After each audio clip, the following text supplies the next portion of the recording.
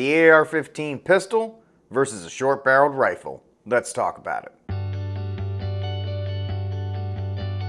Hello and welcome to the Stinger Workshop. My name is Rick Barrett and I'm your host for these series of videos where we talk about everything in the gun community from gun accessories to gun maintenance. We will be discussing what is an AR-15 pistol versus a short-barreled rifle. Now, while the AR-15 pistol and the SBR look similar, there are some important differences that we will be highlighting in this video. Now let's talk about the AR pistol. The AR pistol is an AR-15 without the stock. The internals are the same as a full-size AR. However, an AR pistol has what is called a naked buffer tube. All a naked buffer tube is the tube that houses the spring without the stock, which you would find on a normal AR-15 rifle. Now, the AR pistol has become wildly popular in recent years because of one advancement, and that is the stabilizing brace. The definition of a stabilizing brace is as follows. The component attaches to the rear of a pistol and rests around the user's forearm.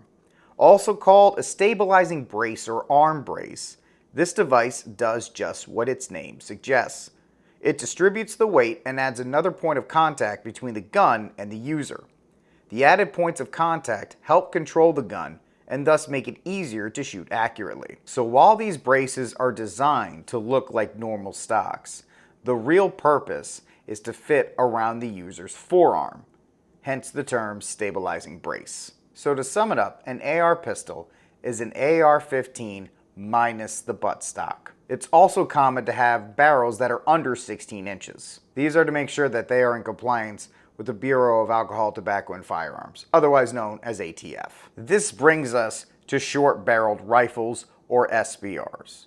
So a short-barreled rifle will have a barrel length under 16 inches and an overall length of 26 inches or both. The primary difference between an AR pistol and an SBR is the SBR has a buttstock. Under the National Firearms Act of 1934, in order for you to acquire an SBR, you have to pay a small licensing fee and go through a lengthy approval process. This process includes a $200 tax stamp, fingerprinting, some paperwork, and a photo ID. After all that, your tax stamp is reviewed, which can take additional time. So what is the difference between an AR pistol and an SBR?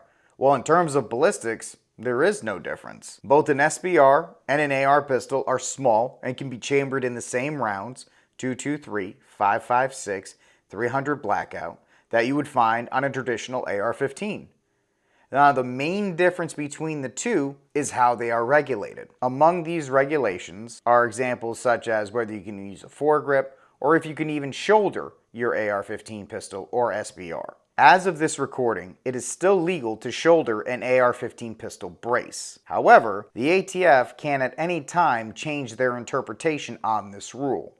Please check with your federal regulations to see what the current ruling is. Also, it's important to note that while AR-15 pistols can be shouldered with these pistol braces, they're not designed to do that. There is a clear difference in shooting experience between an AR with a pistol brace and an SBR with a full buttstock. Some people buy the AR pistol thinking it's a workaround to the SBR, only to find the shooting experience so bad that they'd rather just take the time and the money to purchase an SBR. Of course, this decision is up to you. So we've highlighted the differences and the similarities between the AR pistol and the short-barreled rifle, or SBR. There are definitely some considerations that you need to take into account when purchasing one or the other. One of the primary differences is that you can go to a store today, purchase an AR pistol, and walk out. This is in contrast to an SBR, which you would have to go through a lengthy process to get approval for. As always, the recommendation is that you go to a range that allows you to test both